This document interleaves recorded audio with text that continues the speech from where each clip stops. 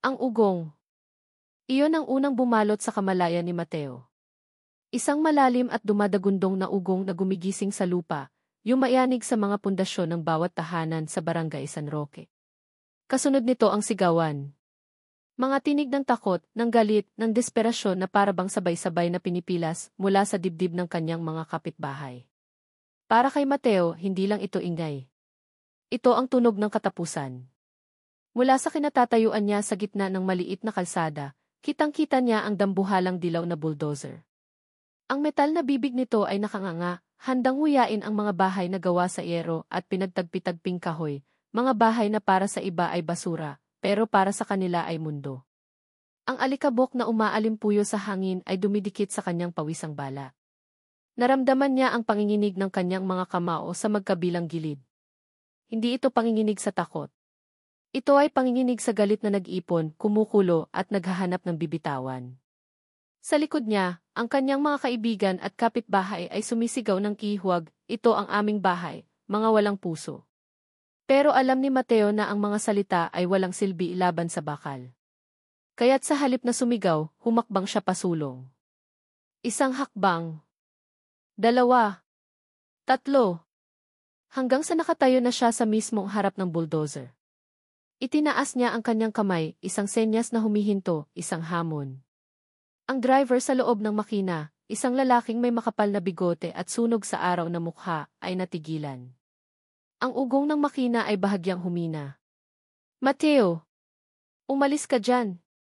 Narinig niya ang sigaw ng kapatid niyang si Miguel mula sa gilid. "Huwag mong daanin sa init ng ulo." Hindi siya lumingon. Ang kanyang mga mata ay nakatitig lamang sa driver, sinusubukang iparating sa isang tingin ang lahat ng gusto niyang sabihin. "Subukan mo. Ituloy mo at sisiguraduhin kong ito na ang huling araw na magmamaneho ka." Napanindigan niya ang titig. Nakita niya ang pag-aalinlangan sa mga mata ng driver.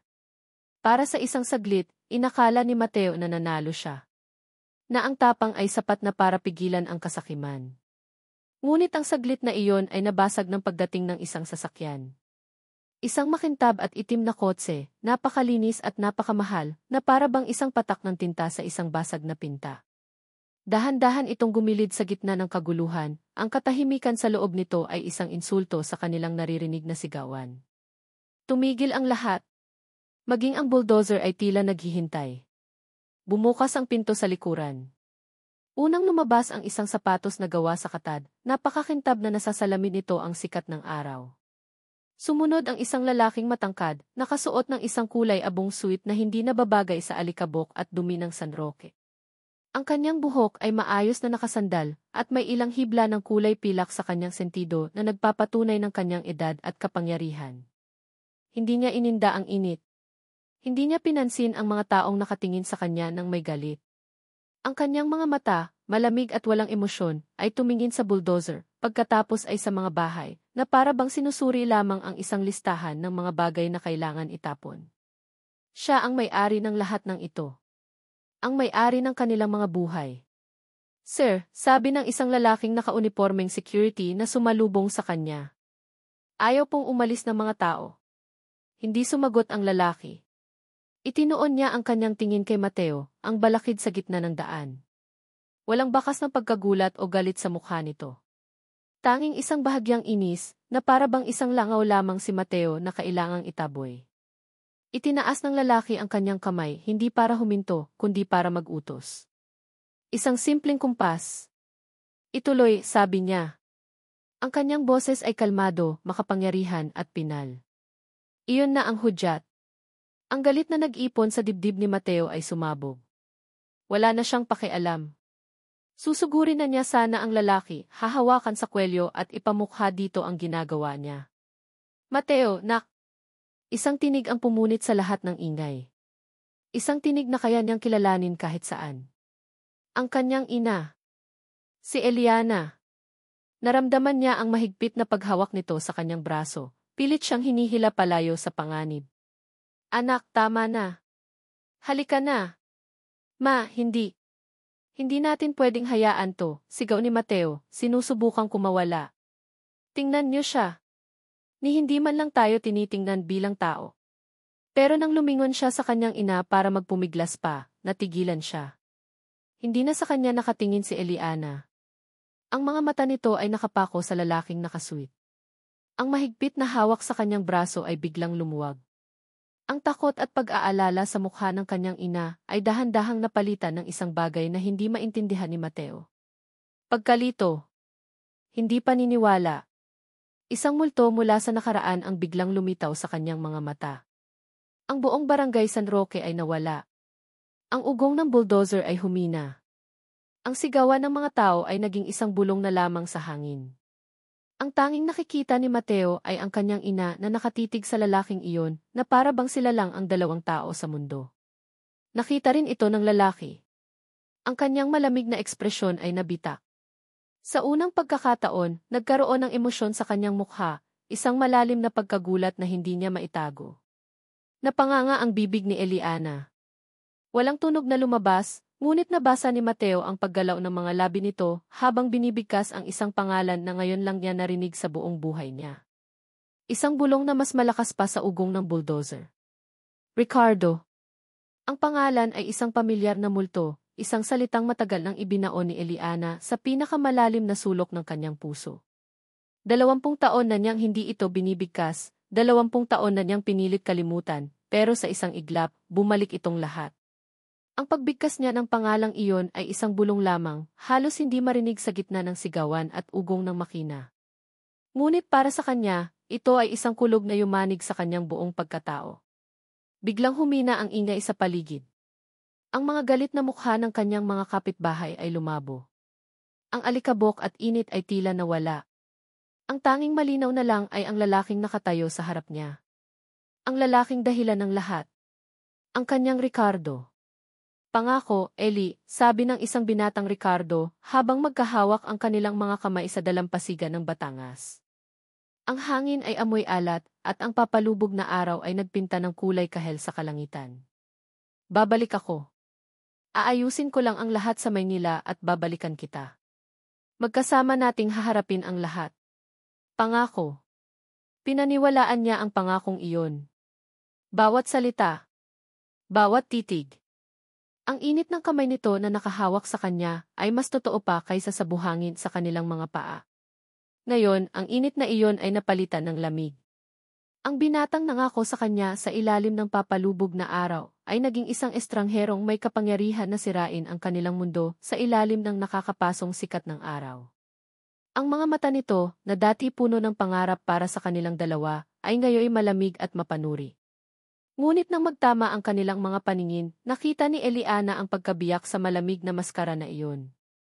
Nakita niya ang pagkilala. Ang gulat. Ang hindi paniniwala. Itinaas ni Ricardo ang kanyang kamay, ang parehong kamay na nangako sa kanya noon. Ngunit ngayon, ang kumpas ay hindi para sa kanya. Ito ay para sa driver ng bulldozer. Isang senyas na humihinto, hindi dahil sa awa sa mga tao, kundi dahil sa pagkabigla sa nakikita niya. Tumigil ang pag-ugong ng makina. Natahimik ang lahat. Ang mga tao sa paligid, na kanina lang ay sumisigaw sa galit, ay ngayon napalitan ng nagtatakang katahimikan. Lahat ng mata ay nasa kanila, sa babaeng taga-squatter at sa don na may-ari ng lupa. Sino siya, ma? Ang tanong ni Mateo ay parang isang matulis na bagay na tumusok sa puso ni Eliana. Paano niya ipapaliwanag? Paano niya sasabihin sa kanyang panganay na ang lalaking kinamumuhian nito sa sandaling ito, ang demonyong nagpapalaya sa kanila, ay ang sagot sa lahat ng tanong na hindi nito kailanman binigkas? Hinila niya ang braso ni Mateo palapit sa kanya, isang kilos ng isang inang gustong protektahan ang kanyang anak mula sa isang katotohanang mas masakit pa kaysa sa pagkawala ng isang tahanan. Ngunit huli na ang lahat. Si Ricardo ay nagsimulang humakbang palapit. Dahan-dahan. Bawat hakbang ay tila isang dekada ang binibilang.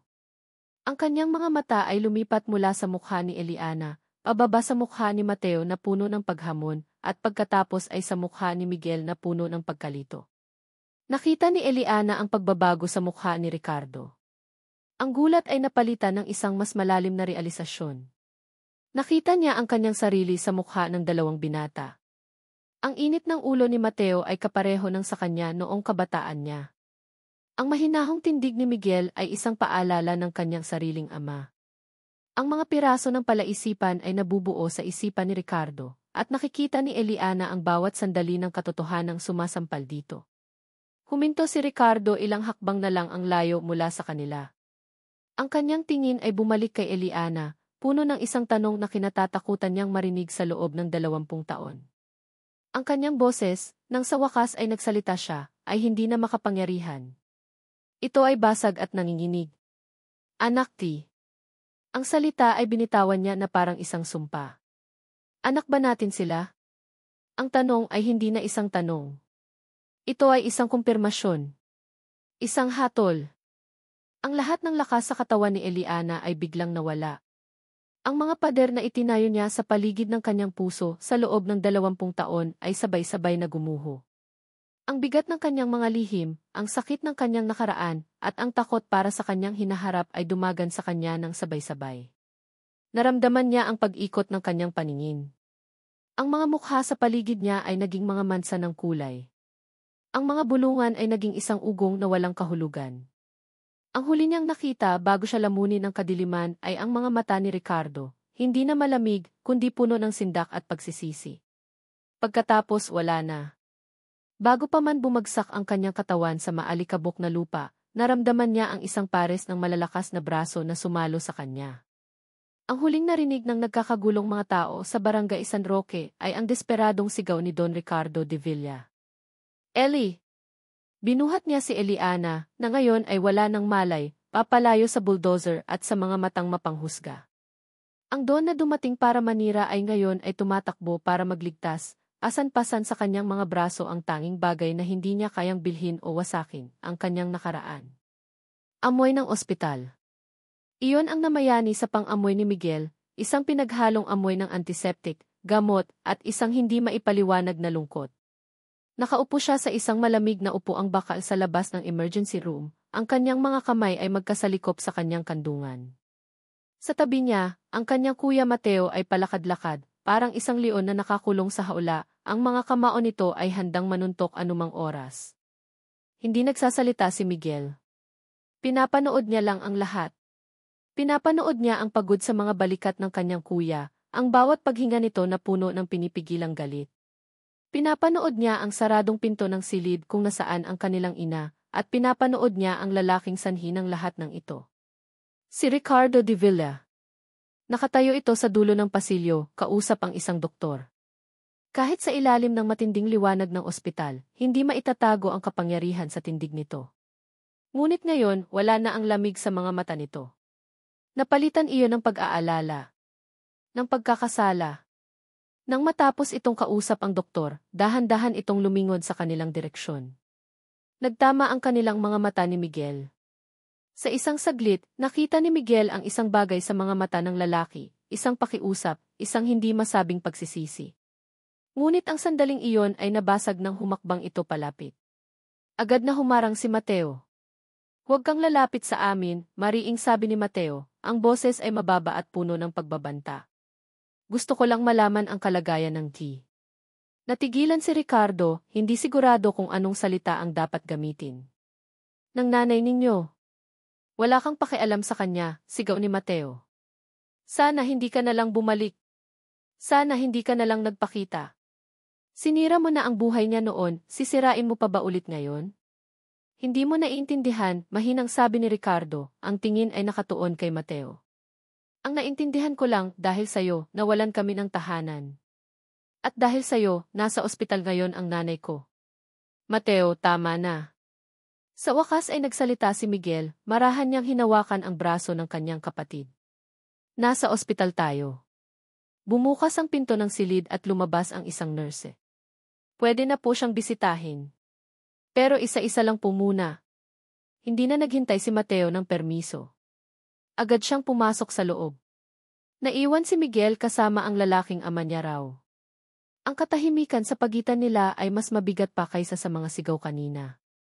Ilang saglit pa, lumabas si Mateo na may kakaibang ekspresyon sa mukha. Gusto kanyang makausap, sabi nito kay Ricardo, ang bawat salita ay tila laso na lumalabas sa kanyang bibig. Pumasok si Ricardo sa loob. Naiwan ang magkapatid sa labas, naghihintay sa hatol na hindi nila alam kung ano. Hindi nagtagal, lumabas si Ricardo, kasunod ang kanilang ina. Si Eliana ay maputla pa rin, ngunit nakatayo na. Ang kanyang mga mata ay walang emosyon, na para bang nagsuot siya ng isang maskara para itago ang lahat ng sakit. Uwi na tayo, sabi ni Eliana, ang boses ay mahina ngunit pinal. Ma, saan tayo uwi? Wala na, simula ni Mateo. Pinutol siya ni Eliana. Sa kanya. Tumingin siya kay Ricardo. Sasama kami sa kanya. Ang mga salitang iyon ay parang isang bombang sumabog sa gitna nila. Nakita ni Miguel ang pagkadurog sa mukha ng kanyang kuya at ang pag-resign sa mukha ng kanyang ina. Ito ay isang desisyon na ginawa hindi dahil sa kagustuhan, kundi dahil sa kawalan ng pagpipilian. Isang desisyon para sa kanilang kinabukasan. Ang biyahe papunta sa Forbes Park ay isang mahabang katahimikan. Mula sa bintana ng mamahaling kotse, pinanood ni Miguel ang pagbabago ng tanawin. Ang magulo at masisikip na eskinita ng San Roque ay napalitan ng malalapad at malilinis na kalsada. Ang mga bahay na dikit-dikit ay napalitan ng mga dambuhalang mansyon na may matataas na bakod. Huminto sila sa harap ng isang napakalaking gate. Bumukas ito ng kusa, na para bang isang bibig na lalamon sa kanila. Ang mansyon. Hindi ito bahay. Isa itong palasyo. Pagbaba nila ng kotse, isang hilera ng mga katulong na nakauniporme ang sumalubong sa kanila. Welcome home, Sir Ricardo, bati ng isang matandang babae na mukhang mayordoma. Naramdaman ni Miguel na lumiliit siya. Ang luma niyang t-shirt at pantalon ay tila sumisigaw na hindi siya kabilang dito. Nakita niya ang parehong pakiramdam sa kanyang ina at kuya. Sila ay mga estranghero sa ibang mundo. Ang unang hapunan nila sa mansyon ay ang pinakamahabang hapunan sa buhay ni Miguel. Nakaupo sila sa isang mahabang lamesa na gawa sa dark wood na kayang pakainin ang 20 tao. Ang tanging maririnig ay ang mahinang kalansing ng kanilang mga kubyerto sa mga mamahaling plato. Ang katahimikan ay puno ng mga salitang hindi masabi, galit, pagsisisi, hiya at takot. Hindi makatulog si Miguel ng gabing iyon. Ang malambot na kama ay parang mga tinik. Ang malamig na aircon ay parang nagielo sa kanyang balat. Bumangon siya at naglakad-lakad sa malawak na pasilyo. Ang kanyang mga paa ay lumilikha ng bahagyang ingay sa makintab na sahig. May liwanag na nagmumula sa isang silid na bahagyang nakabukas ang pinto. Isang study, puno ng mga libro.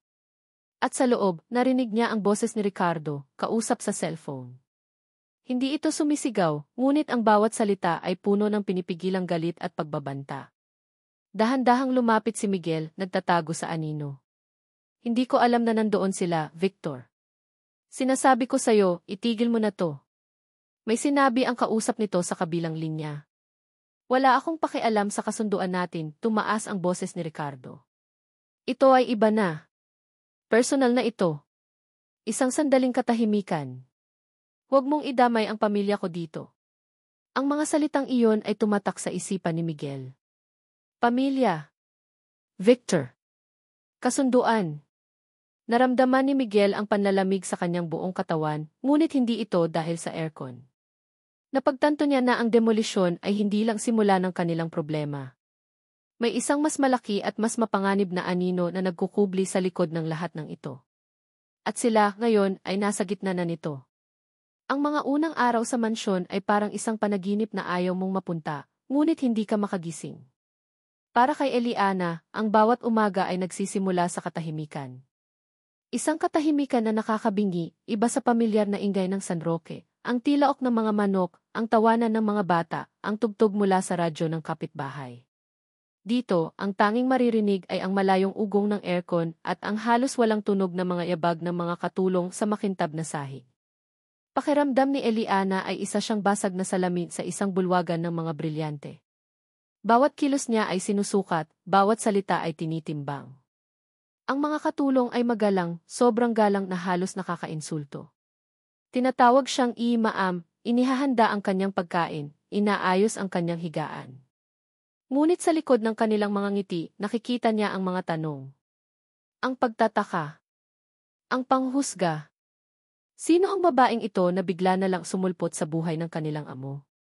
Isang hapon, pumasok si Ricardo sa kanyang silid ng walang katok. May dala itong isang malaking kahon na may pangalan ng isang mamahaling bautike. Para sa'yo, sabi nito, ang boses ay alanganin. Inilapag niya ito sa ibabaw ng kama. Binuksan ito ni Eliana. Sa loob ay isang kulay kremang bestida, simple ngunit halatang napakamahal. Ang tela ay malambot sa kanyang mga daliri.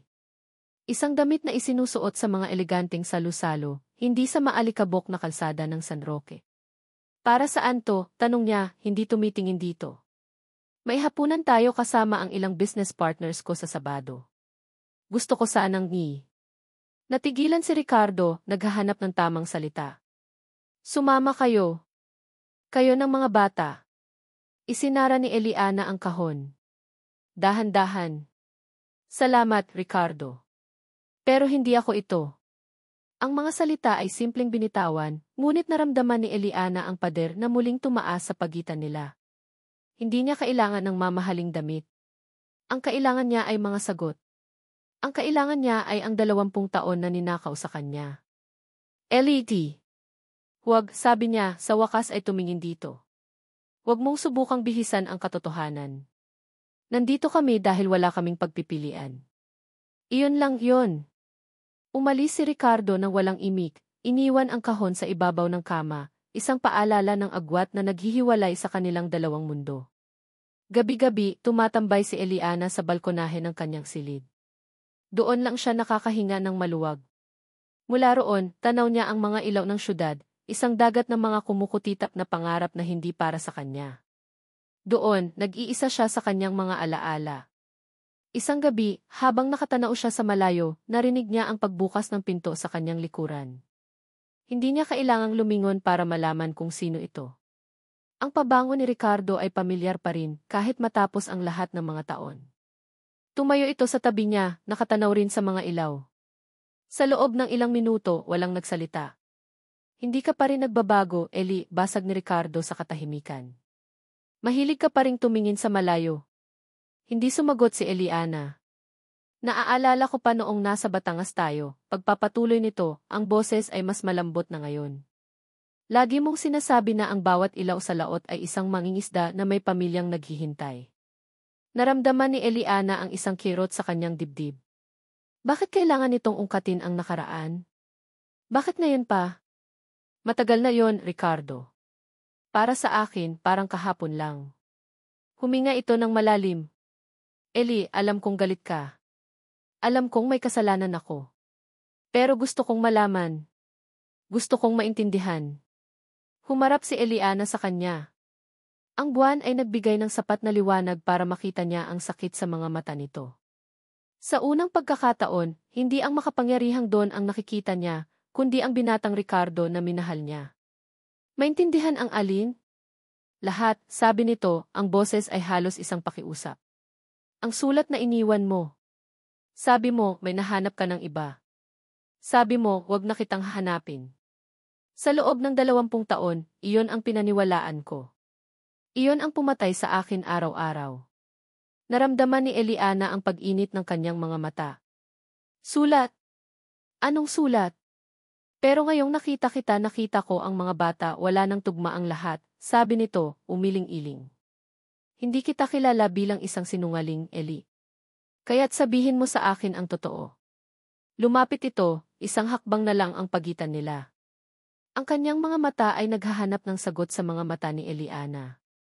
Bakit ka umalis? Ang tanong ay isinabit sa hangin, mabigat sa sakit at mga taon ng paghihintay. Hinayaan nito ni Eliana na manatili roon, pinakiramdaman ang bigat nito. Pinakiramdaman ang sarili niyang galit na dahan-dahang pumalit sa kanyang lungkot. Isang mapait na ngiti ang sumilay sa kanyang mga labi.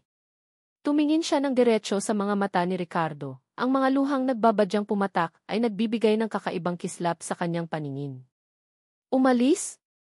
Ang salita ay mahina, ngunit matalas na parang bubog. O dahil pinalayas ako. Ang mga salita ng kanyang ina ay umalinggaw sa isipan ni Miguel na parang isang basag na kampana. Umalis? O dahil pinalayas ako. Hindi niya narinig ang buong pag-uusap sa balkonahe, ngunit naramdaman niya ang resulta nito sa mga sumunod na araw. Ang katahimikan sa mansyon ay naging mas mabigat, mas malamig. Ang kanyang ina ay madalas na nakakulong sa silid. Si Ricardo naman ay laging wala o kung nasa bahay man ay nakalubog sa mga papeles sa kanyang study, ang pinto ay laging nakasara. Tanging ang galit lang ni Mateo ang hindi nagbago.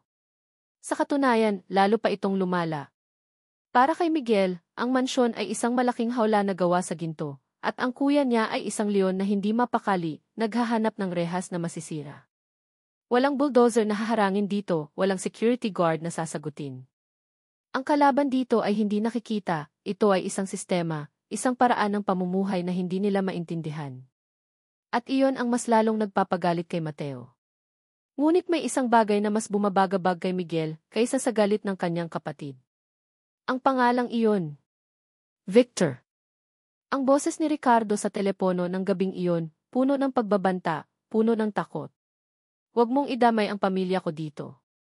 Anong ibig sabihin noon? Kaya't isang hapon, habang si Mateo ay wala at ang kanyang ina ay nagpapahinga, gumawa si Miguel ng paraan. Nagpaalam siya sa isang katulong na gagamitin niya ang computer sa library para sa isang school project, isang kasinungalingan na madali niyang nagawa dahil sa kanyang reputasyon bilang isang masipag na mag-aaral. Ang library ay malawak at tahimik, ang amoy ng mga lumang libro ay bumalot sa hangin. Umupo siya sa harap ng isang malaking computer. Sa loob ng ilang sandali, pinagmasdan niya lang ang screen. Naramdaman niya ang kaba. Pakiramdam niya ay isa siyang espiya sa sarili niyang pansamantalang tahanan. Huminga siya ng malalim at nagsimulang mag-type. Una, Ricardo de Villa. Libo-libong resulta ang lumabas. Mga artikulo tungkol sa negosyo, sa mga charity event, sa mga parangal na natanggap niya. Ang imahe ng isang perpektong bilyonaryo. Pagkatapos, idinagdag niya ang isa pang pangalan. Ricardo de Villa at Victor Consunji. Mas kaunti ang resulta, ngunit mas mabigat ang laman. Corporate Evade, Lee Villa Dave Consunji, Clash Titans. Consunji Group attempts hostile takeover, Lee Villa Land Corp. Bitter rivalry stems from decades-old family feud. Binasa ni Miguel ang bawat artikulo. Habang nagbabasa siya, isang mas madilim na larawan ang nabubuo. Si Victor Consunji ay hindi lang isang business rival. May personal na galit ito sa pamilya de Villa. Isinisi ng mga Consunji ang pagkamatay ng kanilang patriarch sa isang business deal na nawala sa mga de Villa maraming dekada na ang nakalipas. Ang galit ay naipasa sa mga henerasyon. Ngayon, naiintindihan na ni Miguel. Ang demolisyon sa San Roque ay hindi lang tungkol sa isang bagong kondominium. Ito ay isang galaw sa isang laro ng chess, isang paraan para saktan at ipahiya si Ricardo. Nag-scroll pa siya pababa nang may isang email notification na lumitaw sa gilid ng screen. Nagulat si Miguel nang mapagtanto niyang naka-login pa rin ang email account ni Ricardo. Isang pagkakamali. Isang pagkakataon. Nanginginig ang kanyang mga kamay habang kiniklik niya ito. Ang kanyang konsensya ay sumisigaw na mali ito, ngunit ang kanyang pag-aalala para sa kanyang pamilya ay mas malakas. Ang inbox ay puno ng mga mensahe tungkol sa negosyo. Ngunit isang email mula kay CEB ang nakakuha ng kanyang pansin. Ang subject, San Roque Project. Binuksan niya ito. Ang mensahe ay maikli at brutal. Ricardo, narinig ko ang tungkol sa maliit na drama sa demolisyon. Huwag mong isipin na dahil lang sa may mga anak ka nang biglang sumulpot ay magbabago ang ating usapan. Ituloy mo ang proyekto o sisiguraduhin kong malalaman ng buong mundo kung paano mo pinabayaan ang sarili mong pamilya para lang sa pera. Ang board ay nasa panig ko. Huwag mo akong subukan. Naramdaman ni Miguel ang malamig na kaba na gumapang sa kanyang likod. Ito na iyon. Ang patunay. Si Ricardo ay biktima rin. Isang bihag sa sarili niyang laro. Walang pag-aalinlangan, pinindot niya ang keyprint.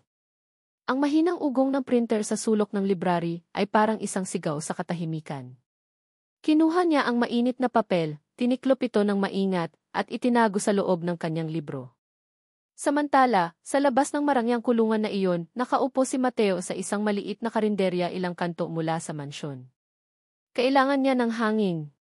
Kailangan niya ng pakiramdam na normal. Ang amoy na nilulutong pagkain at ang ingay ng mga sasakyan ay mas gusto niya kaysa sa nakakabinging katahimikan ng mansyon. Nakita kita sa demolisyon. Napalingon si Mateo. Isang lalaking nakangiti ang lumapit sa kanyang mesa. Maayos itong manamit, ngunit hindi kasing porma ni Ricardo. May dala itong isang baso ng soft drinks. Matapang ka, sabi ng lalaki, umupo sa tapat niya nang walang paalam. Kulang na lang ang mga ganyang tao ngayon. Sino ka? Tanong ni Mateo, ang kanyang mga mata ay puno ng pagdududa. Isang kaibigan lang, sabi ng lalaki na may madulas na ngiti. Isang taong ayaw din sa mga mapang-aping mayayaman tulad ni Don Ricardo de Villa. Agad na nakuha ng lalaki ang atensyon ni Mateo. Anong alam mo tungkol sa kanya? Marami, sabi ng lalaki, sumandal sa upuan. Alam mo ba na ang pagtulong niya sa inyo ay isang palabas lang? Isang paraan para makuha niya ang tiwala ng nanay mo. Anong ibig mong sabihin? May maliit na lupain ang nanay mo sa probinsya, hindi ba? Isang pamana mula sa lola niya. Hindi iyon kalakihan pero maganda ang lokasyon. Alam mo ba na may mga dokumento na si Ricardo para ilipat ang pangalan ng titulo na iyon sa kanya? Ginagamit niya lang kayo para makuha ang huling bagay na may halaga mula sa pamilya ninyo. Ang bawat salita ng lalaki ay isang patak ng lason na dahan-dahang kumakalat sa isipan ni Mateo. Ito ang sagot sa lahat ng kanyang hinala.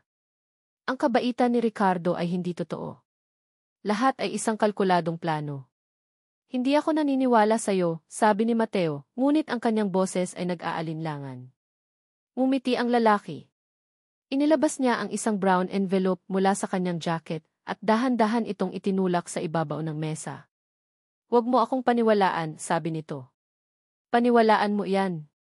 Mga kopya ng mga dokumento. Tingnan mo para sa iyong sarili. Tumayo ang lalaki at tinapik ang balikat ni Mateo. Mag-ingat ka, bata. Ang ahas, kahit bihisan mo ng ginto, ahas pa rin. Naiwan si Mateo na nakatitig sa envelope. Ang kanyang puso ay dumadagundong sa galit at pagtataksil. Nang gabing iyon, bumalik si Miguel sa kanyang silid, ang nakatagong katotohanan ay parang isang mabigat na bato sa kanyang dibdib. Hindi niya alam kung ano ang gagawin. Paano niya ito sasabihin? Sino ang maniniwala sa kanya? Habang iniisip niya ito, bumukas ng malakas ang pinto ng mansyon. Pumasok si Mateo. Ang kanyang mukha ay namumula sa galit. Ang kanyang mga mata ay nag-aapoy. At sa kanyang kamay, mahigpit na hawak niya ang isang brown na envelope. Hindi niya pinansin ang mga katulong na bumati sa kanya. Naglakad siya ng diretso papunta sa hagdanan, bawat hakbang ay mabigat, bawat hakbang ay isang banta. Mula sa kanyang silid, napanood ni Miguel ang lahat, at ang piraso ng papel sa kanyang bulsa ay tila mas lalong bumigat. Ang mga salita ni Eliana mula sa balkonahe ay mga multong hindi matahimik sa isipan ni Ricardo. Umalis? O dahil pinalayas ako? Ang tanong na iyon ay isang lason na dahan-dahang kumakalat sa kanyang sistema. Pinagdududahan niya ang lahat ng bagay na pinaniwalaan niya sa loob ng 20 taon. Ang sulat. Ang pag-alis. Ang katahimikan. May mali. May isang malaking piraso ng kwento na nawawala. At ang pirasong iyon ay nagdudulot ng sakit na mas matindi pa kaysa sa galit. Sa loob ng maraming araw, sinubukan niyang magtrabaho. Sinubukan niyang ituon ang kanyang isip sa mga numero, sa mga kontrata, sa banta ni Victor Consunji. Ngunit ang lahat ay bumabalik sa isang imahe, ang mga mata ni Eliana, puno ng sakit at hinanakit. Gabi na nang matagpuan niya ito sa library.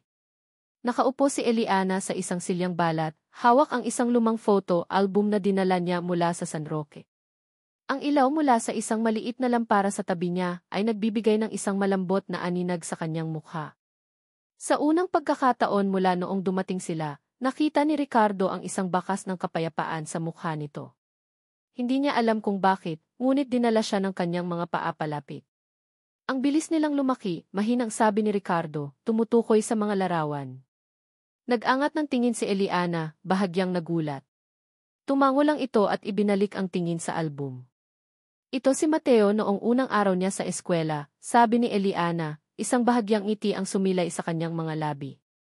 Ayaw niyang bitawan ang binti ko. Umiyak siya ng malakas. Napangiti rin si Ricardo. Hindi ko akalain. Sa tapang niya ngayon. Siya ang naging haligi ko, bulong ni Eliana. Noong mga panahong mahirap, ang mga salitang iyon ay tumagos sa puso ni Ricardo. Huminga siya ng malalim. Eli, patawad, sabi niya, ang boses ay basag.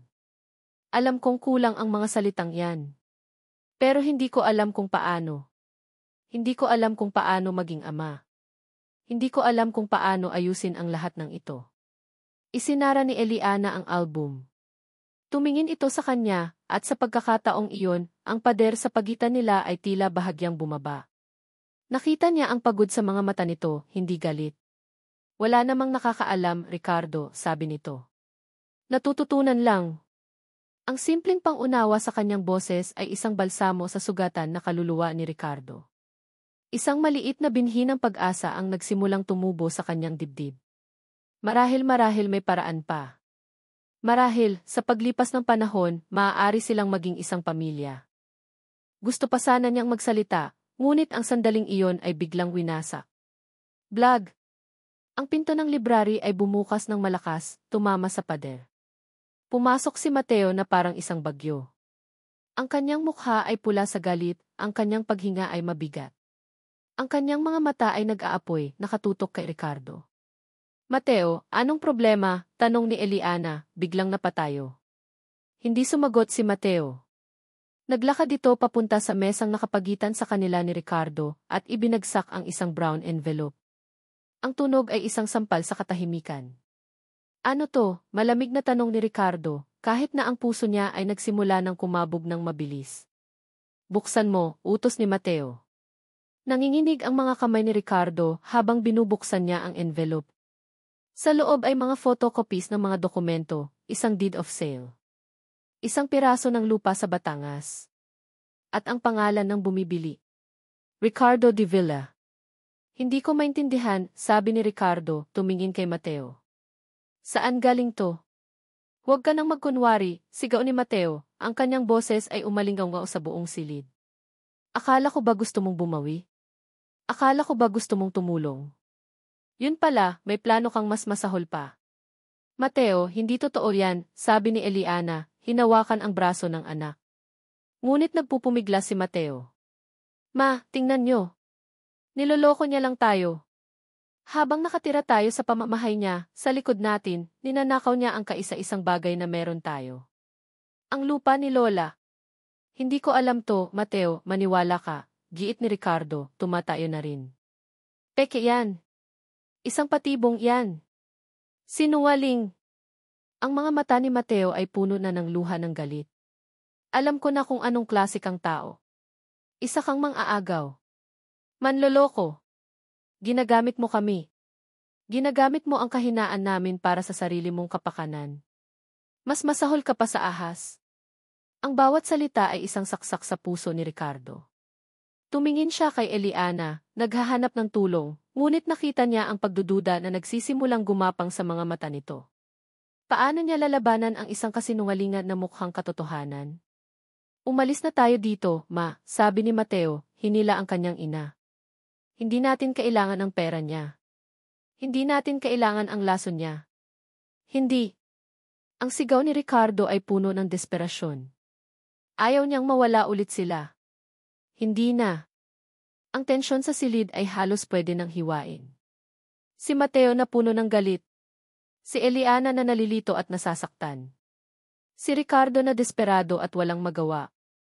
Ang kanilang bagong buong pamilya ay nasa bingit na ng tuluyang pagkasira. Hindi siya ang kalaban. Isang tinig ang pumunit sa tensyon. Mahina, ngunit malinaw. Lumingon silang lahat sa pintuan. Nakatayo doon si Miguel. Ang kanyang mukha ay maputla, ang kanyang mga kamay ay nanginginig, ngunit ang kanyang mga mata ay matatag. Nakatingin siya kay Mateo, pagkatapos ay kay Ricardo, pagkatapos ay sa kanyang ina. Biktima siya. Ang mga salita ni Miguel ay tumama kay Mateo na parang isang malakas na sampal, mas malakas pa kaysa sa galit na nararamdaman niya.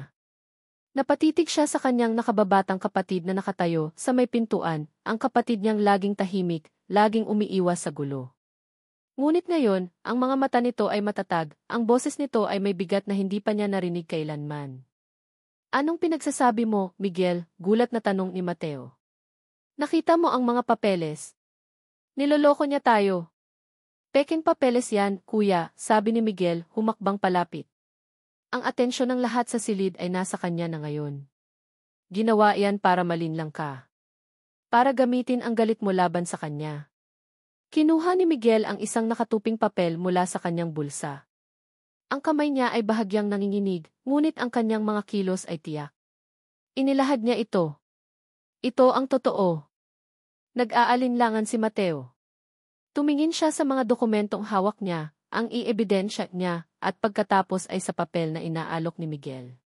Dahan-dahan, kinuha niya ito. Isa itong nakaprint na email. Binasa niya ang mga salita, at habang ginagawa niya iyon, ang galit sa kanyang dibdib ay dahan-dahang napalitan ng isang nakakalamig na pagkalito. Mula kay C.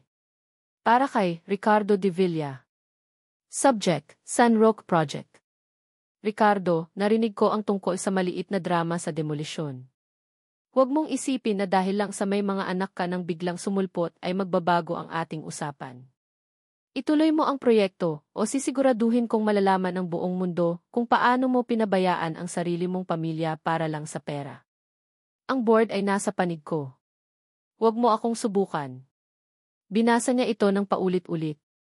S.S.E. Victor Consanji. Ang pangalang nakita ni Miguel sa internet. Ang demolisyon ay hindi kagustuhan ni Ricardo. Ito ay isang banta. Isang blackmail. Ang mga peking dokumento sa kanyang kamay ay biglang parang basura. Naramdaman niya ang pag-init ng kanyang mga pisngi, hindi sa galit kundi sa hiya. Biglang nagliwanag ang lahat sa kanyang isipan. Ang estranghero sa karinderya. Ang madulas nitong ngiti. Ang mga salitang perpektong idinisenyo para painitin ang kanyang ulo. Ang envelope na basta na lang ibinigay sa kanya. Hindi siya isang bayaning nagpoprotekta sa kanyang pamilya. Isa siyang hangal. Isang tau-tauhan sa isang larong hindi niya maintindihan. Ginamit siya. Ang galit niya, ang pagmamahal niya sa kanyang ina, ang puot niya sa isang amang hindi niya kilala, lahat ng iyon ay ginamit bilang sandata laban sa kanila. Dahan-dahan, ibinaba niya ang kanyang kamay. Ang mga peking papeles ay nalaglag mula sa kanyang mga daliri at lumapag sa sahig na walang tunog. Nag-angat siya ng tingin kay Ricardo. Sa unang pagkakataon, hindi isang demonyo ang nakita niya. Nakita niya ang isang lalaking pagod, isang lalaking nasasaktan, isang lalaking nabitag, tulad nila. Nakita niya ang bakas ng pasasalamat sa mga mata nito, isang pasasalamat na nakadirekta kay Miguel. Pagkatapos ay tumingin siya sa kanyang ina. Nakita niya ang luhang dumadaloy sa mga pisngi nito, hindi na dahil sa galit, kundi dahil sa sakit ng pagkakawatak-watak nila. Ma! Kuya! Nagsimulang magpaliwanag si Miguel. Matagal na silang magkaaway. Ginagamit lang tayo ni Victor para sirain siya. Ang katahimikan sa silid ay masakit. Puno ito ng mga bagay na kailangang sabihin, patawad, pasensya, pangunawa. Ang pamilya nila, sa loob ng isang iglap, ay nabigyan ng pagkakataong magsimula ulit na nakatayo sa pundasyon ng isang masakit, ngunit malinaw na katotohanan. Ngunit ang pagkakataong iyon ay hindi ibinigay sa kanila. Isisisik.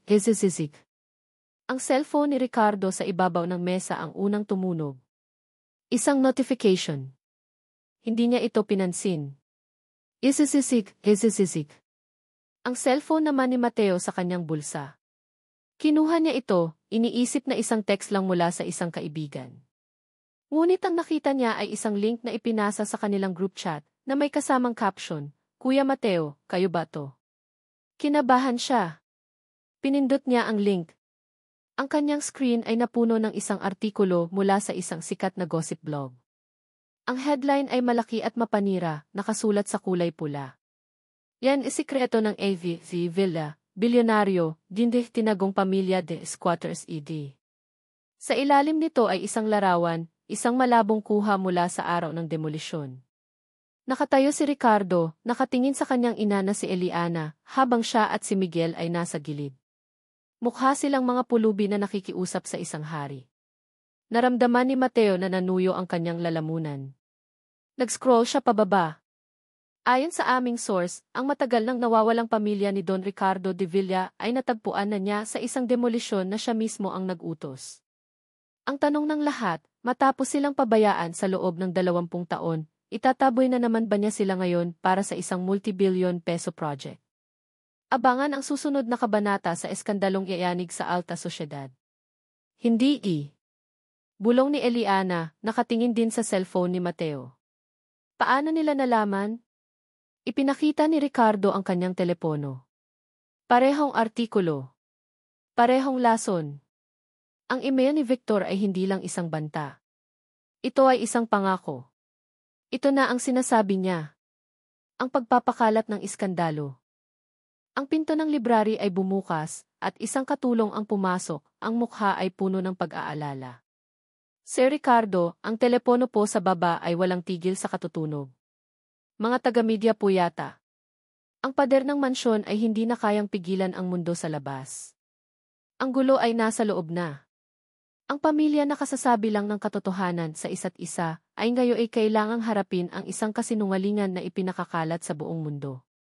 Hindi pa sila nakakabangon mula sa isang laban, at heto na ang isa pa, mas malaki at mas marumi.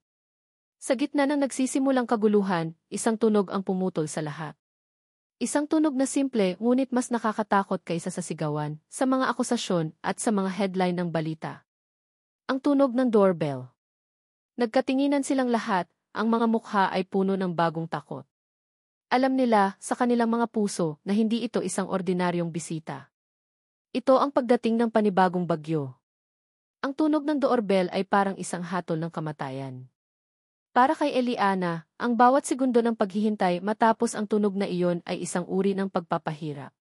Nakita niya ang pamumutla sa mukha ni Ricardo, ang biglaang pag-igting ng mga balikat nito.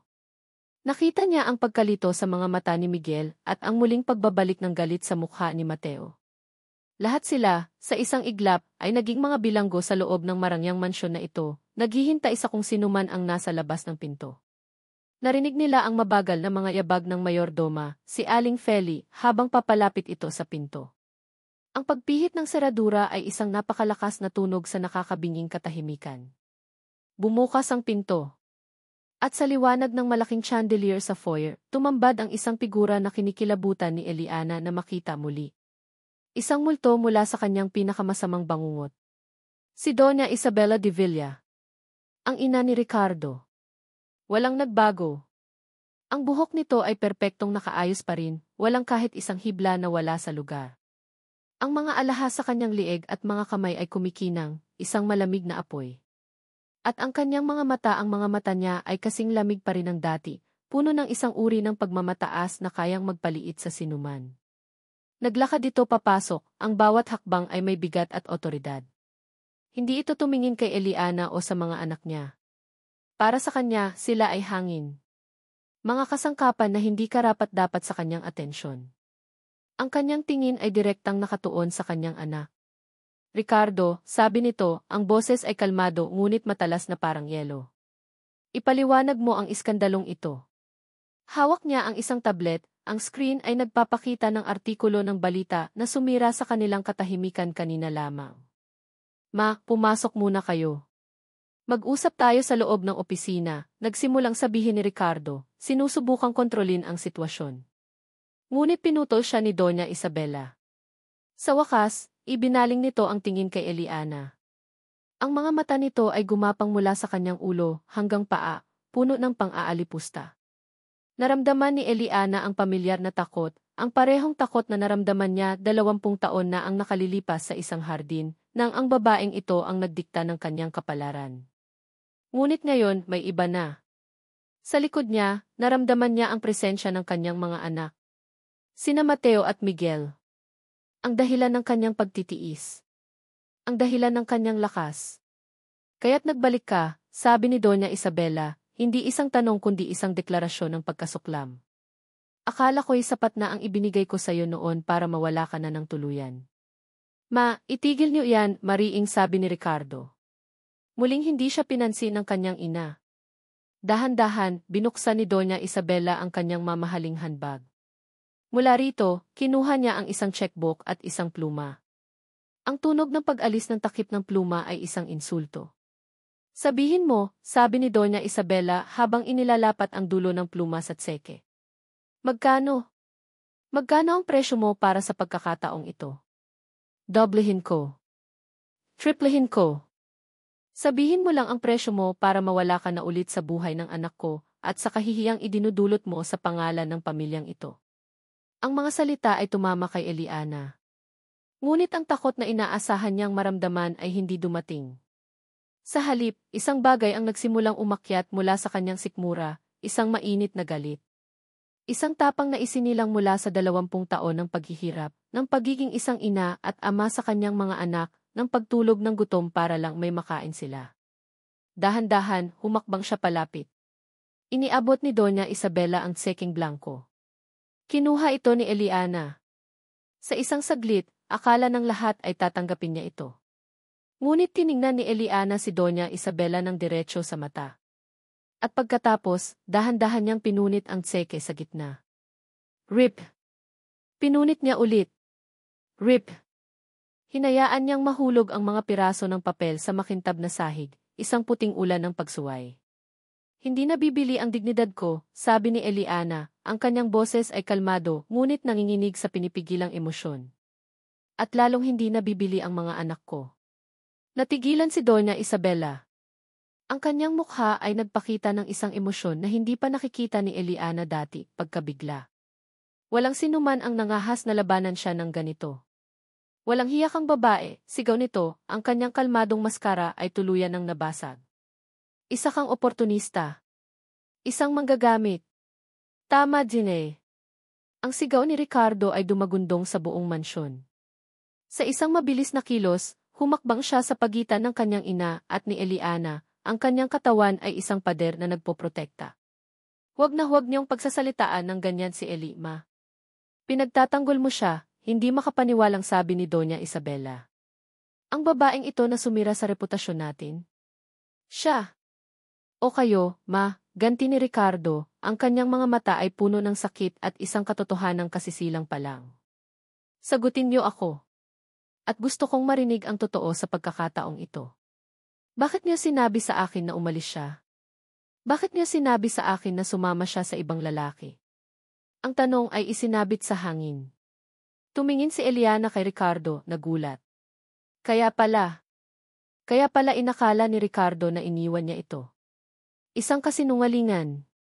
Sinubukang bawiin ni Doña Isabela ang kanyang composure. Ginawa ko ang nararapat. Para protektahan ka. Para sa pangalan ng pamilya. Anong pamilya? Mapait na tumawa si Ricardo. Ang pamilyang sinira niyo dahil sa pride niyo. 20 taon, ma. 20 taon kong pinaniwalaan ang kasinungalingan niyo. 20 taon kong kinamuhian ang babaeng pinakamamahal ko. At 20 taon kong hindi nakilala ang sarili kong mga anak. Dahil sa inyo. Ang katotohanan ay lumabas na, brutal at hindi na mapipigilan. Si Doña Isabela ay napaurong, na para bang sinampal siya ng bawat salita. Ang kanyang pagmamataas, ang kanyang kontrol, ang kanyang kapangyarihan, lahat ay gumuho sa harap niya. Tumingin siya sa kanyang anak, pagkatapos ay sa mga apo na ngayon lang niya nakita, at sa wakas, kay Eliana. Ang kulay sa kanyang mukha ay biglang nawala. Ang kanyang mga mata ay lumaki sa isang halo ng pagkatalo at takot. Hinawakan niya ang kanyang dibdib. Ma, nag-aalalang tanong ni Ricardo, ang kanyang galit ay biglang napalitan ng pangamba. Umiling-iling si Doña Isabela. Napanganga ito, sinusubukang huminga, ngunit walang hangin na pumapasok. At pagkatapos, sa harap nilang lahat, ang reyna ng mga de Villa, ang babaeng bakal na hindi kailanman nagpakita ng kahinaan, ay dahan-dahang bumagsak. Ang kanyang katawan ay lumagapak sa sahig na parang isang manikang pinutulan ng tali. Ang tunog ay isang pinal na dagok sa gabing iyon na puno na ng gulo. Ang amoy ng ospital ay muling bumalot kay Mateo, ngunit sa pagkakataong ito, iba na ang dala nitong pakiramdam. Hindi na ito ang amoy ng kawalan ng pag-asa, kundi ang amoy ng isang nakakabinging paghihintay. Nakatayo siya sa isang sulok ng pasilyo, nakasandal sa malamig na pader. Mula roon, tanaw niya ang lahat. Si Miguel na nakaupo, tahimik na nakatitig sa sahig, ang isip ay malayo ang narating. Ang kanyang ina, si Eliana, na nakaupo sa tabi ni Miguel, ang kamay ay marahang humahaplos sa likod nito, isang tahimik na presensya ng lakas.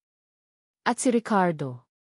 Nakatayo ito sa harap ng salamin ng pinto ng AC, nakatingin sa loob kung nasaan ang ina nito. Hindi na ito ang makapangyarihang don na nakita ni Mateo sa demolisyon. Hindi na rin ito ang desperadong ama na nakita niya sa library kanina. Ngayon, isa lang siyang anak na nag-aalala. Ang mga balikat nito ay bahagyang nakayuko, ang perpektong ayos ng buhok ay medyo nagulo na. Naramdaman ni Mateo ang isang bagay na hindi niya inaasahan, awa. Ang galit na nag-alab sa kanyang dibdib kanina ay napalitan ng isang nakakainis na bigat ng pagkakasala. Ang mga salita ng lalaki sa karinderya ay umalinggaw sa kanyang isipan, ang bawat kasinungalingan ay perpektong idinisenyo para sa kanya, para sa init ng kanyang ulo. At siya, na parang isang asong galit, ay kumagat sa pain ng walang pag-aalinlangan. Inalis niya ang kanyang likod sa pader at dahan-dahang lumakad palapit kay Ricardo.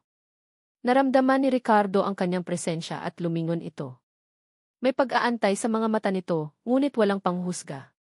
Huminga ng malalim si Mateo. Mahirap. Ang pag-amin ng pagkakamali ay hindi niya kailanman kinasanayan. Ako di.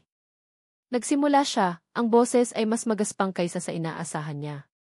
Pasensya na. Tinitigan siya ni Ricardo. Mali ako, pagpapatuloy ni Mateo, mas malinaw na ngayon. Naniwala ako sa kanila. Ginamit nila ako. Hindi sumagot si Ricardo. Tinitigan lang siya nito, at sa mga mata nito, nakita ni Mateo ang isang bagay na mas malakas pa kaysa sa salita, pangunawa. Inilahad ni Mateo ang kanyang kamay. Isang kilos na hindi niya inakalang magagawa niya. Hindi ako humihingi ng tawad para sa galit ko. Dahil may karapatan akong magalit para sa nanay ko, sabi niya, tinitingnan ito ng diretso sa mata. Pero humihingi ako ng pasensya dahil hinayaan kong gamitin ng iba ang galit na iyon para saktan tayong lahat. Sa loob ng isang mahabang sandali, nakatingin lang si Ricardo sa nakalahad na kamay ni Mateo. Pagkatapos, dahan-dahan, itinaas niya ang sarili niyang kamay at tinanggap ito. Ang pagkakamay ay matatag. Hindi ito ang pagkakamay ng isang amo at isang tauhan, o ng isang mayaman at isang mahirap. Ito ang pagkakamay ng dalawang lalaki. Sa pagkakataong iyon, alam ni Mateo na isang bagay ang nagbago. Kailangan nating gumawa ng paraan, sabi niya, ang boses ay mayroon ng bagong determinasyon. Labanan natin sila. Lumapit si Miguel, narinig ang huling sinabi ng kanyang kuya. Pero paano, kuya? Ang hawak lang natin ay isang email. Salita lang natin laban sa salita niya. Hindi, sabi ni Ricardo, ang tingin ay lumipat sa dalawang magkapatid. Isang bahagyang kislap ang nagsimulang bumalik sa kanyang mga mata. Mayroon tayong higit pa dyan. Ang taong nagbigay sa'yo ng envelope, Mateo, kailangan nating malaman kung sino siya. Malamang, isa siyang tauhan ni Victor. Kung mapapagsalita natin siya, magkakaroon tayo ng tunay na ebidensya. Pero paano natin siya hahanapin, tanong ni Mateo. Tanda mo ba ang mukha niya, tanong ni Ricardo. Tumango si Mateo. Hindi ko makakalimutan ang ngiti ng demonyong iyon. Magaling, sabi ni Ricardo. Mayroon akong mga tao na kayang maghanap sa kanya. Kailangan ko lang ng description mo. Sa unang pagkakataon, naramdaman ni Mateo na sila ay isang team. Ang kanyang kaalaman sa kalsada, ang talino ni Miguel, at ang resources ni Ricardo. Sila, bilang isang unit, ay mailaban. Hindi na sila mga biktima na naghihintay lang sa susunod na dago. Sila ngayon ay mga manlalaro na rin. Habang nag-uusap ang tatlong lalaki, tahimik silang pinapanood ni Eliana. Naramdaman niya ang luha na namumuo sa kanyang mga mata, ngunit sa pagkakataong ito ay luha ng pag-asa. Nakita niya ang kanyang panganay na si Mateo, na laging mainit ang ulo, na ngayon ay natututong maging mahinahon at mag-isip. Nakita niya ang kanyang bunso na si Miguel, na laging tahimik, na ngayon ay tumatayo ng may tapang. At nakita niya si Ricardo, na sa gitna ng lahat ng gulo, ay nagsisimulang maging isang ama.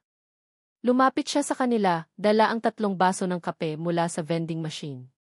Isang simpleng alok, ngunit puno ng kahulugan. Inabot niya ang isa kay Mateo, isa kay Miguel, at ang huli kay Ricardo. Nagtama ang kanilang mga mata sa ibabaw ng baso. Walang salitang binitawan, ngunit sa isang tingin na iyon, naramdaman ni Ricardo ang suporta, ang pagpapatawad, ang isang pangako na hindi na siya nag-iisa. Ang katahimikan sa pagitan nila ay komportable, isang sandali ng kapayapaan sa gitna ng bagyo.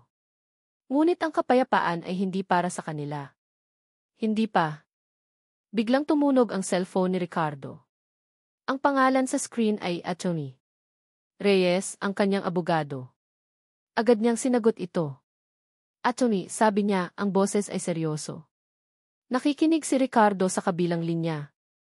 Ang ekspresyon sa kanyang mukha ay dahan-dahang nagbago.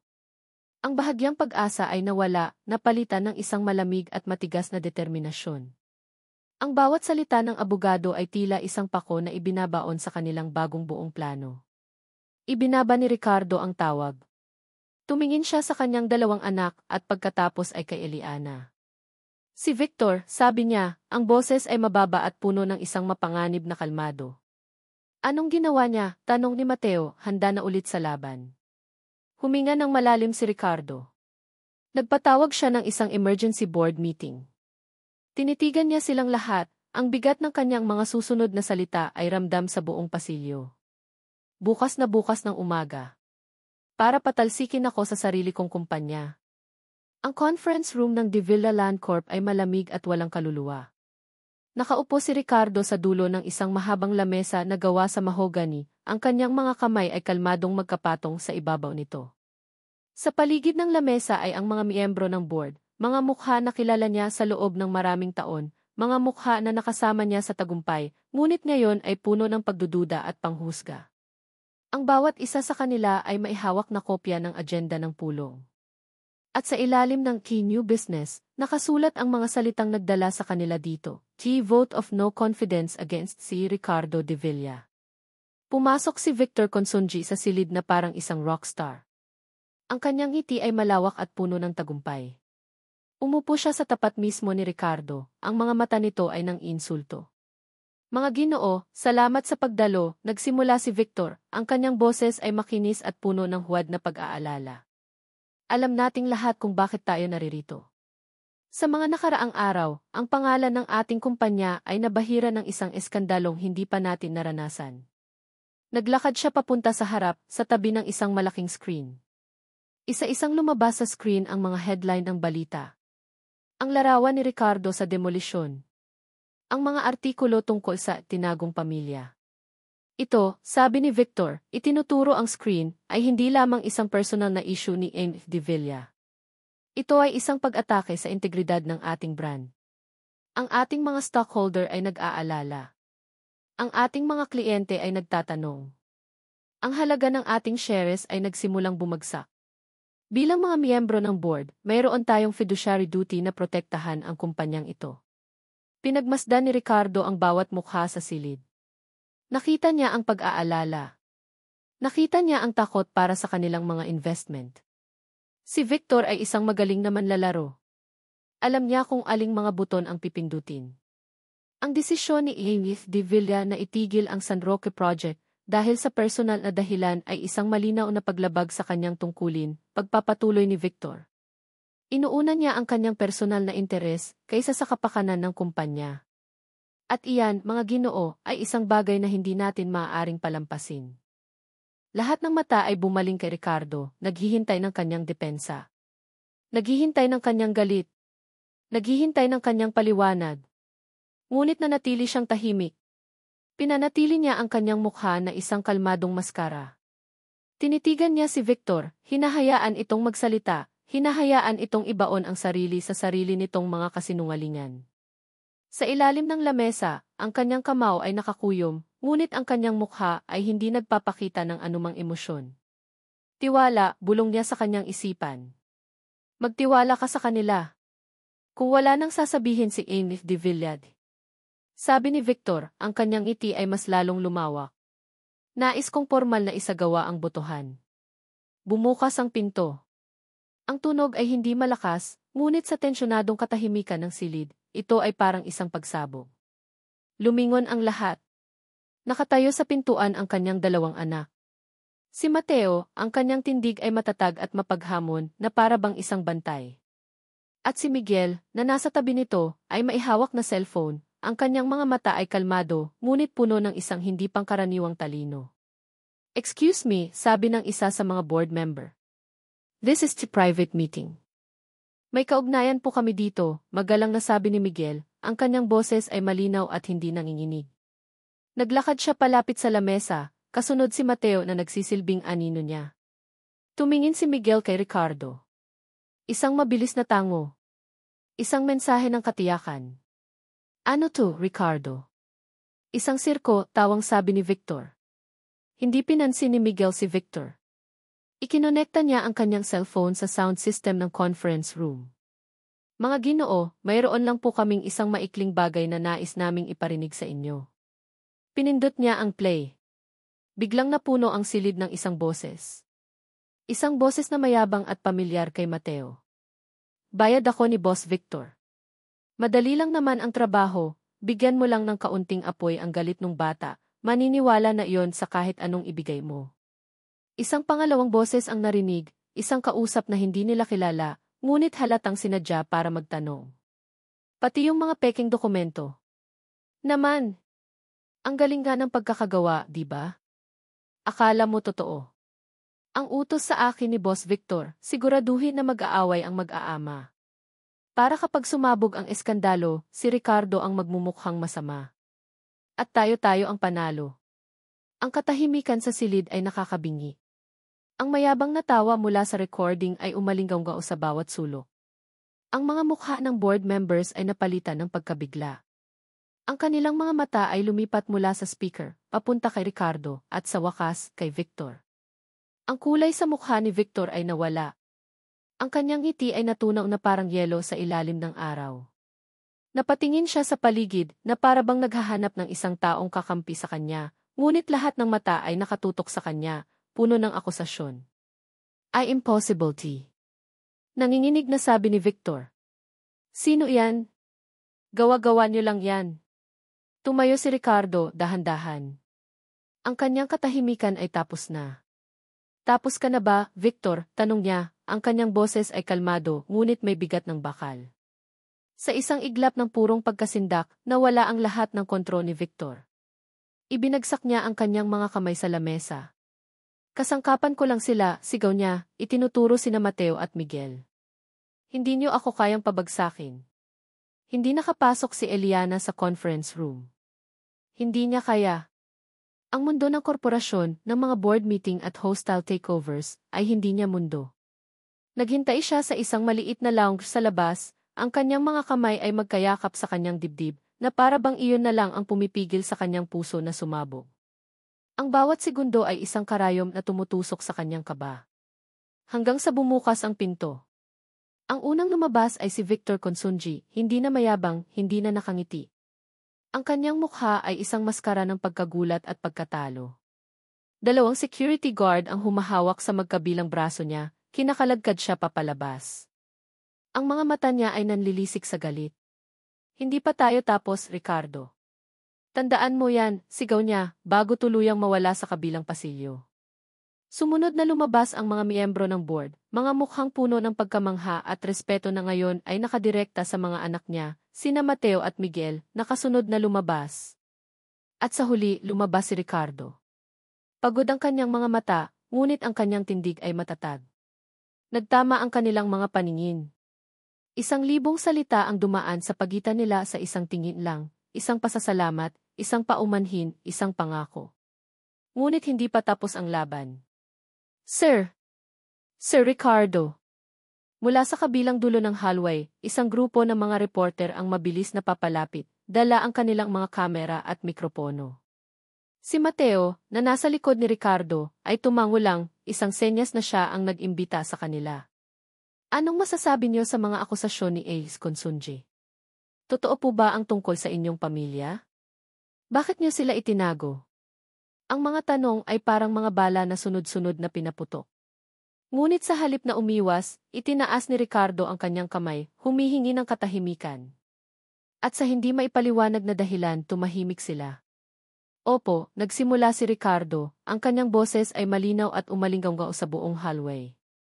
Totoo ang sinasabi ng mga balita. Mayroon akong 2 anak. At ang kanilang ina, ang babaeng nakatayo doon. Lumingon si Ricardo at tiningnan siya ng diretsyo. Naramdaman ni Eliana na ang lahat ng hangin ay nawala sa kanyang mga baga. Ang lahat ng kamera ay bumaling sa kanya. Ay ang kaisa-isang babaeng minahal ko sa buong buhay ko. Isang bulungan ang kumalat sa mga reporter. Ang kasalanan ay hindi ang pagkakaroon ko ng pamilya, pagpapatuloy ni Ricardo. Ang kasalanan ay ang hindi ko pag-alam sa kanila sa loob ng 20 taon. Ang kasalanan ay ang paniniwala ko sa mga kasinungalingan na ipinakain sa akin. At para doon, wala akong ibang sisisihin kundi ang sarili ko. Ang pag-amin na iyon na ginawa sa harap ng publiko ay isang bagay na hindi inaasahan ni Eliana. Sa harap ninyong lahat, nais kong humingi ng tawad, sabi ni Ricardo, ang kanyang tingin ay lumipat sa kanyang mga anak. Patawarin niyo ako, Mateo, Miguel. Patawarin niyo ako sa mga taon na wala ako. Pagkatapos, ang mga mata ni Ricardo ay bumalik sa kanya. Ang buong mundo ay tila nawala. Sila na lang ulit ang dalawa, tulad ng dati sa balkonahe, ngunit ngayon, walang ng mga pader, walang ng mga lihim. At sa'yo, Eliana, patawarin mo ako. Patawarin mo ako sa sakit, sa pag-iisa, sa bawat luhang pumatak mula sa iyong mga mata dahil sa akin. Patawarin mo ako dahil hindi ako lumaban para sa'yo noon. Ngayon, sa harap ng lahat, sinasabi ko tapos na ang pagtatago. Tapos na ang mga kasinungalingan. Isang butil ng luha ang pumatak mula sa mata ni Eliana. Pagkatapos ay isa pa. Ngunit hindi ito ang pamilyar na luha ng sakit. Ito ay luha ng paglaya. Ang bigat na pinasan niya sa loob ng 20 taon, ang kahihiyan, ang pagiging isang lihim, ay biglang gumaan, tinangay ng hangin na dala ng kanyang mga salita. Sa ospital, ang katahimikan ay mas mabigat. Gising na si Doña Isabela. Nakaupo ito sa kanyang kama, nakatingin sa bintana. Ang dating reyna ay isa na lamang matandang babae, ang kanyang kapangyarihan ay napalitan ng kahinaan. Pumasok silang lahat sa silid. Dahan-dahang lumingon si Doña Isabela. Ang kanyang mga mata ay lumipat mula kay Ricardo, papunta kina Mateo at Miguel, at sa huli, tumigil ito kay Eliana. Ang mga mata na dati puno ng pagmamataas at pang-aalipusta ay ngayon ay puno ng isang bagay na mas malalim, pagsisisi. Eliana D. Ang kanyang boses ay mahina at garalgal. Lumapit si Eliana. Hindi niya alam kung ano ang sasabihin. Patawad di. Bulong ni Doña Isabela, ang mga luha ay nagsimulang mamuo sa gilid ng kanyang mga mata. Sa ginawa ko sa paghihiwalay sa inyo sa pag-agaw sa buhay na dapat ay sayo. Ako ang may kasalanan sa lahat. Naramdaman ni Eliana ang galit na dapat sana ay naroon, ngunit wala itong mahanap. Ang nakikita niya lang ay isang babaeng durog, isang inang nagkamali dahil sa sarili niyang takot at pagmamataas. Hindi siya sumagot. Sa halip, lumapit siya sa kama, kinuha ang kumot na bahagyang nahulog, at maingat na itinaas ito upang takpan ang mga balikat ng matanda. Isang simpleng kilos ng habag. Magpahinga na po kayo, mahinang sabi ni Eliana. Ang pagpapatawad ay hindi pa lubos, ngunit ang unang hakbang tungo sa paghilom ay nagsimula na. Nang lumabas sila ng silid, iniwan ang matanda sa sarili nitong katahimikan, naramdaman ni Eliana ang isang kamay na humawak sa kanya. Si Ricardo. Hinawakan niya ito pabalik. Tumingin si Ricardo sa kanyang buong pamilya, kay Eliana na nasa tabi niya, kay Mateo na nakatayo ng may bagong tuklas na kapanatagan, at kay Miguel na ang mga mata ay puno ng pag-unawa. Ang bagyo ay lumipas na. Huminga siya ng malalim na parabang sa unang pagkakataon sa loob ng maraming taon. Umuwi na tayo, sabi niya. Ngunit ang kanyang mga mata ay hindi nakatingin sa direksyon kung saan naroroon ang marangyang mansyon sa Forbes Park. Sa halip, nakatingin siya sa kanilang lahat, sa munting pamilyang nabuo sa gitna ng gulo. At pagkatapos, tumingin siya sa malaking bintana sa dulo ng pasilyo, sa mga ilaw ng syudad sa malayo. Sa isang lugar doon, hindi sa mansyon, matatagpuan nila ang kanilang tunay na tahanan. Lumipas ang ilang buwan. Ang ingay ng eskandalo ay unti-unting humina, napalitan ng isang bagong kwento, isang kwento ng pagbabago. Hindi na umuugong ang mga bulldozer sa Barangay San Roque. Sa halip, ang maririnig na ngayon ay ang tunog ng martilyo, ng lagare, at ng tawanan. Ang De Villa Land Corp, sa ilalim ng bagong pamamahala na mas may puso, ay naglunsad ng isang proyektong pangkomunidad. Hindi para magtayo ng isang malamig na kondominium, kundi para ayusin at pagandahin ang mga bahay na naroon na, tinitiyak na ang bawat pamilya ay may isang disenteng at ligtas na tirahan. At sa gitna ng lahat ng iyon, naroon si Ricardo. Hindi na siya ang don na nakasuot ng mamahaling suit. Ngayon, nakasuot siya ng isang kupas na maong at isang simpleng t-shirt, ang mga braso niya ay may bahid ng pintura. Kasama niya si Mateo sa ibabaw ng isang scaffolding, pareho silang nagpipinta ng isang pader na kulay sikat ng araw. Dahan-dahan lang dyan, Tay, sabi ni Mateo, natatawa. Baka mahulog ka, mapilayan pa ko sa pagbubuhat sayo. Ngumiti si Ricardo. Ang salitang itay ay musika pa rin sa kanyang pandinig, gaano man kadalas sabihin ito ni Mateo. Huwag kang mag-alala. Masanay ako sa matataas na lugar kaysa sa inaakala mo. Tumingin siya sa ibaba. Mula doon, tanaw niya ang puso ng kanilang bagong mundo. Sa isang gilid, nakaupo si Doña Isabela sa isang upuang plastik. Ang kanyang buhok ay simple lang ang pagkakaayos at wala na ang mga kumikinang na alahas. Sa halip, hawak niya ang isang lumang libro ng mga recipe at tinuturuan niya si Miguel kung paano gawin ang paboritong adobo ng lolo nito. Ang tawa ni Miguel ay malutong at sa unang pagkakataon, nakita ni Ricardo ang isang tunay na ngiti sa mukha ng kanyang ina, isang ngiti na walang halong pagmamataas o pagkontrol. Ang pagpapatawad ay hindi isang madaling daan, ngunit ito ay isang daan na sabay-sabay nilang tinatahak, isang hakbang sa bawat araw. Mula sa bintana ng kanilang bahay, ang dating bahay ng mga Reyes na ngayon ay inayos at pinatatag na, lumabas ang isang pamilyar at minamahal na amoy. Ang amoy ng nilulutong pagkain. Ang amoy ng tahanan. Bumaba si Ricardo mula sa scaffolding, nagpaalam kay Mateo na magpapahinga muna. Pumasok siya sa loob ng bahay. Ang salas ay maliit kumpara sa mansyon, ngunit ito ay puno ng init. Puno ng buhay. Puno ng mga larawan sa pader, mga bago at mga luma, magkakasama. Dumiretso siya sa kusina. At doon, nakita niya si Eliana. Nakatalikod ito, abala sa paghahalo ng niluluto. Ang sikat ng araw mula sa bintana ay nagbibigay ng isang ginintuang sinag sa kanyang buhok. Para kay Ricardo, siya ang pinakamagandang tanawin sa buong mundo. Dahan-dahan siyang lumapit, hindi gumagawa ng ingay. Niyakap niya ito mula sa likuran, ipinatong ang kanyang baba sa balikat nito. Naramdaman niya ang bahagyang pagkagulat ni Eliana, na agad na palitan ng isang kalmadong pagtanggap. Sumandal ito sa kanya. Amoy pintura ka, mahinang sabi ni Eliana, natatawa. At ikaw naman, amoy pag-asa, sagot ni Ricardo, hinigpitan ang yakap. Amoy tahanan. Humarap si Eliana sa kanya, ang mga mata nito ay kumikinang sa pagmamahal na hindi na kailangang itago. Hinawakan nito ang kanyang pisngi. Salamat, Ricardo. Saan? Sa pag-uwi. Ang hapunan ng gabing iyon ay simple lang. Adobo, kanin at pritong isda. Nakaupo sila sa isang maliit na bilog na mesa. Walang mga katulong na naghihintay. Walang nakakabinging katahimikan. Ang naroroon lang ay kwentuhan. Ang mga biro ni Mateo. Ang mga bagong natutunan ni Miguel mula sa kanyang lola. Ang mga kwento ni Doña Isabela tungkol sa kabataan ni Ricardo. At ang mga ngiti ni na Ricardo at Eliana habang pinapanood nilang lahat. Ito na iyon. Ang pamilya. Hindi perpekto, puno ng mga peklat mula sa nakaraan, ngunit buo. Mas buo at mas totoo kaysa sa kahit anong kayamanan na maaaring bilhin ng pera.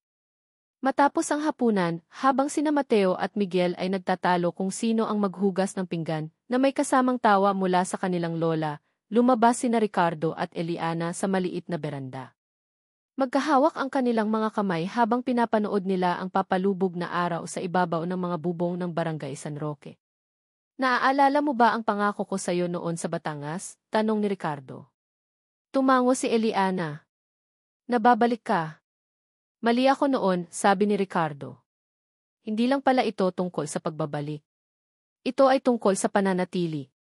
Hinigpitan niya ang hawak sa kamay ni Eliana. Tumingin siya sa mga mata nito, ang parehong mga mata na minahal niya 20 taon na ang nakalipas, at ang mga mata na mamahalin niya habang buhay. Inilapit niya ang kanyang mukha at dahan-dahan itong hinalikan, isang halik na hindi na puno ng pagsisisi o panghihinayang, kundi puno ng pasasalamat at mga pangako para sa hinaharap. Mula sa loob ng bahay, narinig nila ang malakas na tawanan. Ang tunog ng kanilang pamilya. Niyakap ni Ricardo si Eliana mula sa likuran, pareho silang nakatingin sa kanilang komunidad. Nasa bahay na tayo, bulong niya. At sa pagkakataong ito, alam ni Eliana, sa kaibuturan ng kanyang puso, na totoo na. Sila, sa wakas, ay nakauwi na. At dito nagtatapos ang kwento ni na Ricardo at Eliana, isang pamilyang muling nabuo sa gitna ng mga pagsubok. Mula sa kaibuturan ng aking puso, maraming salamat sa inyong paglalakbay kasama ko sa bawat kabanata ng kwentong ito. Habang isinusulat ko ang bawat salita, kasama ninyo akong naramdaman ang bigat ng mga lihim, ang sakit ng nakaraan, at ang tamis ng pagpapatawad. Ang paglalakbay ni Ricardo, Eliana, Mateo, at Miguel ay isang paalala na ang tunay na pag-ibig ay hindi tungkol sa isang perpektong simula, kundi sa tapang na harapin ang mga pagkakamali ng nakaraan at sa lakas na bumangon mula sa pagkakalugmo. Ito ay isang kwento tungkol sa pagpapatawad sa iba, at higit sa lahat, pagpapatawad sa ating mga sarili upang mabigyan ng puwang ang isang bagong simula. Sana, sa kwentong ito, naramdaman ninyo ang pag-asa. Na kahit gaano man kadilim ang kahapon, laging may liwanag na naghihintay kung pipiliin lang nating buksan ang ating mga puso sa pag-ibig at paghilom. Nais kong marinig ang inyong mga saloobin. Aling bahagi ng kwento ang pinakatumatak sa inyo? Anong aral ang inyong napulot na babaunin ninyo sa inyong mga puso? Mangyaring iwanan ang inyong mga komento sa ibaba. Ang bawat mensahe ninyo ay isang inspirasyon. Muli, maraming salamat sa inyong walang sawang pagsubaybay at pagmamahal. Hanggang sa ating susunod na kwento. Nagmamahal. Kilig bawat sandali,